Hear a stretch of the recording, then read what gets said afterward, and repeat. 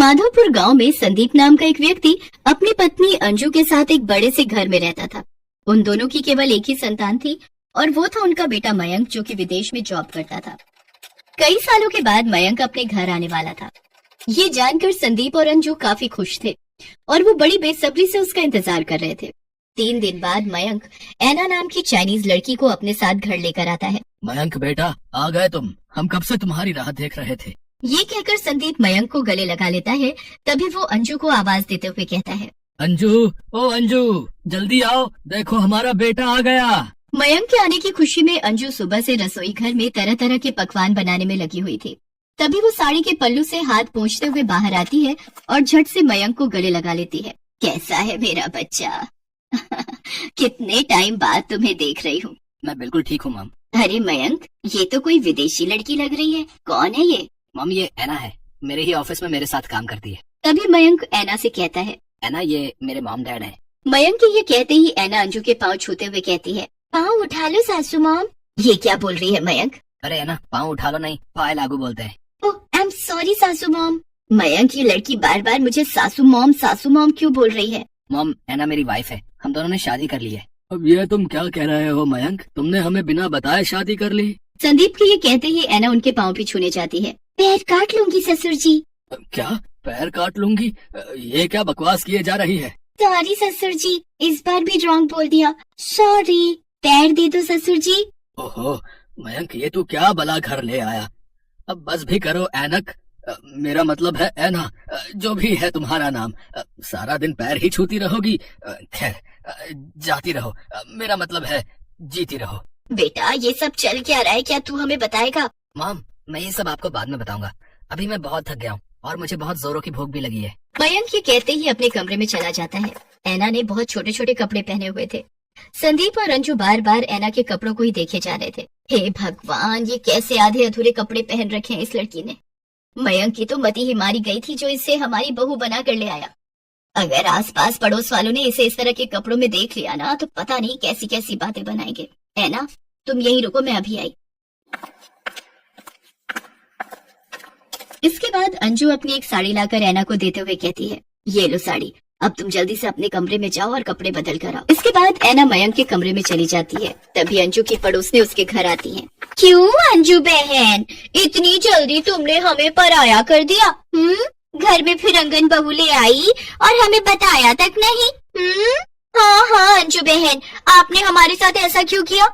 हमें आपसे ये उम्मीद नहीं थी। भाई क्या करे, जिसकी विदेशी बहू आती है ना, उसके ऐसे ही ठाट बाट बढ़ जाते हैं। क्या बकवास किए जा रही हो तुम दोनों? इतनी देर से वो लड़की हमारा दिमाग खराब कर रही थी, अब तुम दोनों भी शुरू हो गई। अरे वो मेरी बहू है, मुझे ये खुद अभी पता चला। अब तुम दोनों जाओ यहाँ से, मैं पहले बहुत परेशान हूँ। अरे अंजू बहन, अब इतने भाव क्यों खा रही हो? बहू का एक बार चेहरा तो दिखा दो। तुम्हारी बहू क्या हूर की परी है जिसे देखेंगे तो नजर लग जाएगी? तुम दोनों जाती हो या मैं? हाय हाय, इतना भी क्यों गुस्सा? हम जाते हैं, चले। इसके बाद वो दोनों वहाँ से चली जाती हैं। अंजू परेशान होकर सर पर हाथ रखते हुए सोफे पर बैठ जाती है। उधर ऐना अपने पति से कहती है, मयंक, हमको बहुत जोरों का भूख लगी है, लेकिन हमको ये इंडियन खाना नहीं खाना। अच्छा, तो फिर तुम जल्दी से किचन में जाकर अपनी पसंद का कुछ बना लाओ। मयंक की बात सुनकर ऐना किचन में जाती है। वहाँ उसे समझ नहीं आ रहा था कि वो क्या बनाए। अरे हमको तो कुछ समझ नहीं आ रहा कि हम क्या बनाएं। हमको तो ये भी नहीं पता कि ये कौन सी सब्जी है। क्या बनाऊं?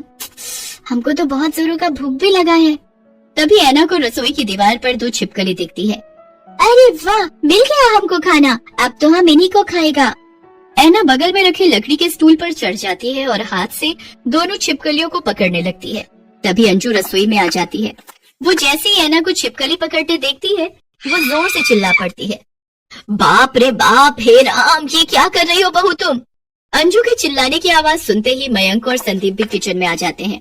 उधर ऐना भी अपने दोनों हाथों में छिपकली पकड़ लेती है। क्या हुआ मॉम, आप इतनी जोर से क्यों चिल्लाई? Everything is all right? हाँ भाई, ऐसा भी क्या हो गया? क्यों इतना शोर मचा रखा है? अरे वो देखो, उस ऐना ने क्या पकड़ रखा है। तभी संदीप और मोहित ऐना की ओर देखते हैं। उसने अपने दोनों हाथों में छिपकली पकड़ रखी थी जो बुरी तरह फड़फड़ा रही थी। ये देखकर दोनों की चीखें निकल जाती हैं। हे भगवान, अब इस छिपकली ने, मेरा मतलब है ऐना ने, ये क्या पकड़ लिया? अरे आप सब लोग इतना डरता क्यों है इससे? तुमको पता है इसका तो बहुत ही टेस्टी चटनी बनता है। मैं इसकी चटनी बनाकर आप सबको खिलाऊंगी, फिर देखना आप कैसे अपनी उंगली चाटता रह जाएगा। अब मैं जल्दी से इसकी चटनी बना देती हूँ। संदीप और अंजू लगातार मयंक को घूरते जा रहे थे। तभी वो मयंक को डांटते हुए कहती है, अरे करम चले, कहाँ से उठा कर ले आया इस बला को?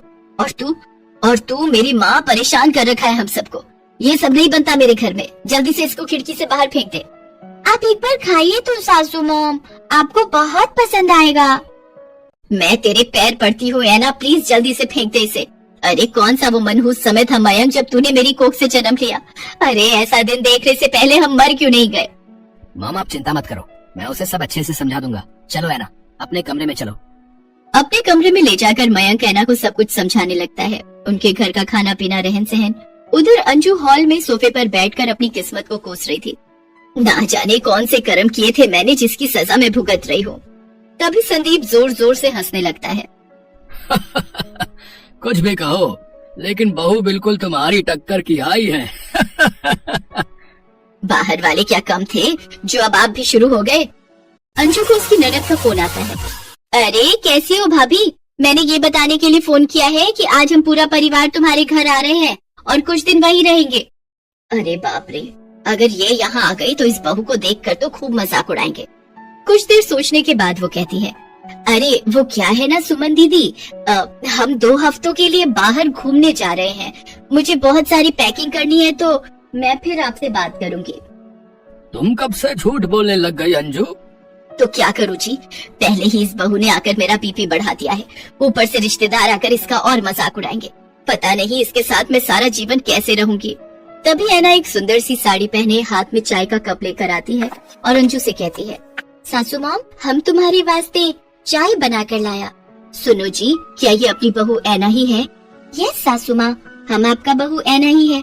हमको मयंक ने सब समझा दिया है, यहाँ का रीति रिवाज, खाना पीना, पहनना ओढ़ना। इससे पहले हमसे जो भी मिस्टेक हुआ उसके लिए आई एम सॉरी। अब से हम आपको शिकायत का एक भी मौका नहीं देगा। एक्चुअली मेरे मॉम डैड नहीं है, मैं एक अनाथ हूँ तो हमको ये सब नहीं पता, लेकिन धीरे धीरे मैं सब सीखने की कोशिश करूंगी। ऐना की बातें सुनकर अंजू और संदीप भावुक होते हैं और वो उसे गले लगा लेते हैं। हमें तो पता ही नहीं था हमारी बहू इतनी प्यारी है। बेटा तुम चिंता मत करो, धीरे धीरे मैं तुम्हें सब समझा दूंगी। इसके बाद अंजू ऐना को हर काम सिखा देती है। कुछ ही महीनों में ऐना इंडियन खाना, यहाँ के रीति रिवाज और भाषा अच्छे से सीख जाती है। फिर सब कुछ अच्छे से चलने लगता है और सब खुशी खुशी एक साथ जीवन व्यतीत करते हैं।